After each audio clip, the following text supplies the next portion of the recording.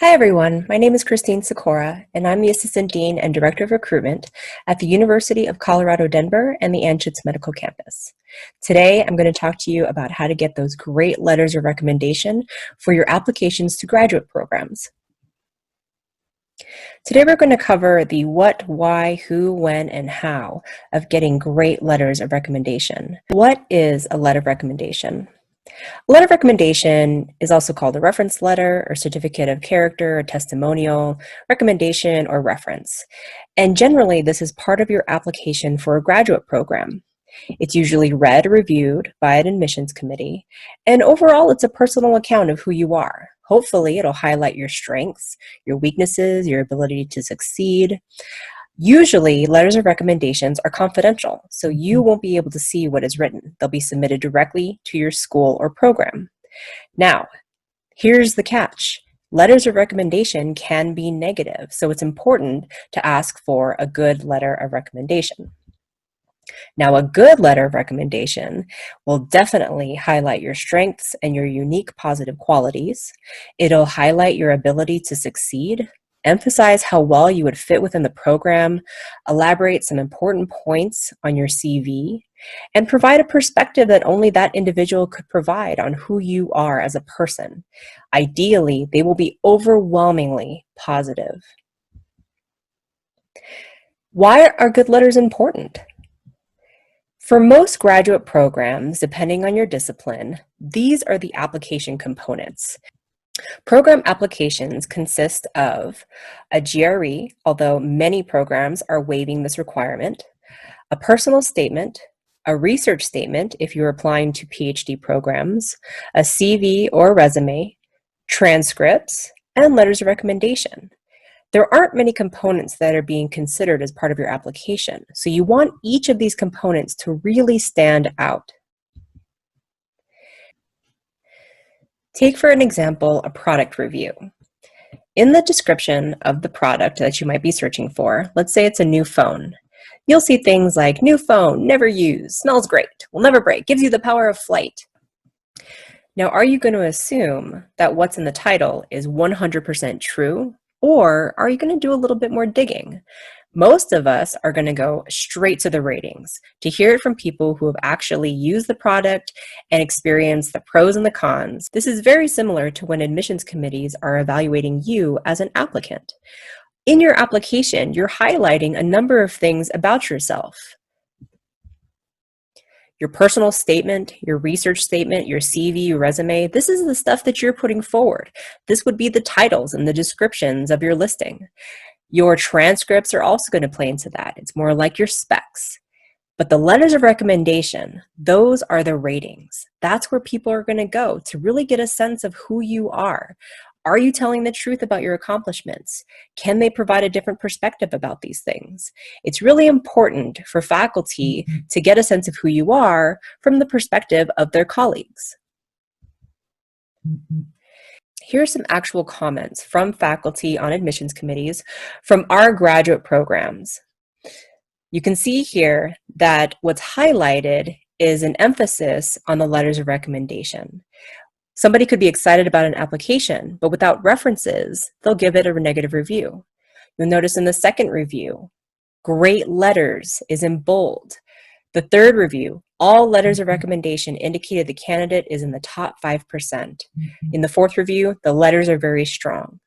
Faculty on admissions committees are definitely looking at your letters, and they're incorporating this into the review of your application.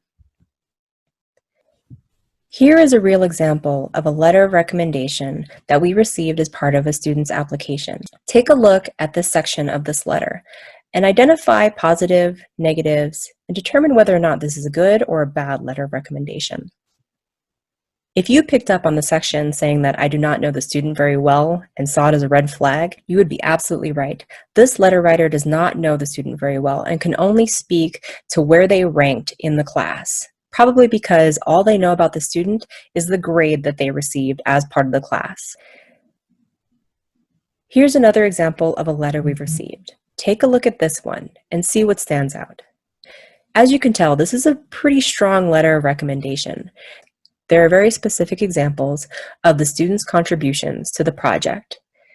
If you noticed the language, "This is a sea change for us," as a green flag, you would be absolutely right. It's this language where you can really tell that the faculty made a connection with the student, and the student made a significant contribution to the overall research project. Who should write my letters? You might be applying to different programs. Master's programs and doctoral programs are going to differ in the type of letters you'll be looking for.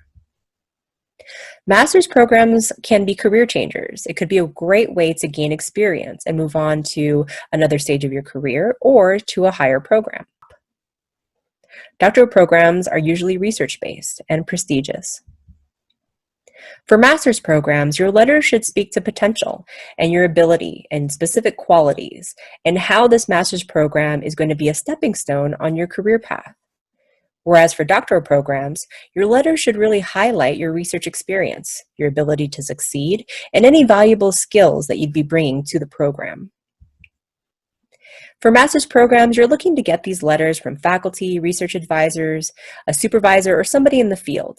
Whereas for doctoral programs, you really want to get them from your principal investigators of a lab mentors, or somebody in the field with a PhD. Usually for master's programs, they're asking for 1 to 3 letters that are required to submit for your application, whereas doctoral programs might ask for more. 3 to 4 is pretty standard. Who should not be writing your letters? These people include family, friends, graduate students, postdocs with some exceptions, general instructors who've only served as your instructor and don't really know you beyond a grade, teachers that might not be relevant to the program that you're applying for, a boss or a supervisor if they're outside of the field in which you're pursuing, and definitely do not get letters from any PIs or mentors that have been unsupportive of you. When should I ask for letters? Ideally, you want to give your letter writers 1 to 2 months to write your letter before the application deadline. If you can't do 1 to 2 months, at least give them 2 weeks before the deadline to submit a letter. And if you have to give them less than 2 weeks, the best thing you can do is to draft a letter yourself, and then apologize profusely and consider sending a card. We'll be discussing how you can draft a letter for your letter writers later on in the presentation. How do I get good recommendations? The first point might be an obvious one, but it actually takes a lot of work to be worthy of a good letter. Work hard in whatever you do. Go above and beyond. Give them something to want to write about, something to be excited about. Make sure that you're intentional about who you ask for letters. You want to make sure that your application is a complete package. If you have research experience listed on your CV, make sure you're getting letters from those mentors who worked with you during that research experience. Reach out and ask first. I get a lot of questions about how to reach out. You don't have to call the person. Email is perfectly fine. And when you do ask for a letter, you want to make sure that you're asking if they can provide you a positive letter of recommendation. Provide your documents. Provide anything that they could use to write you a really great letter.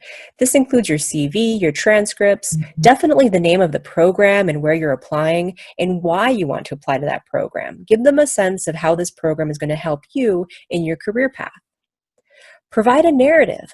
Give them examples or an outline of what you want the letter to address, especially if this is a person who worked with you in a very specific position who can speak to certain skills that you might have.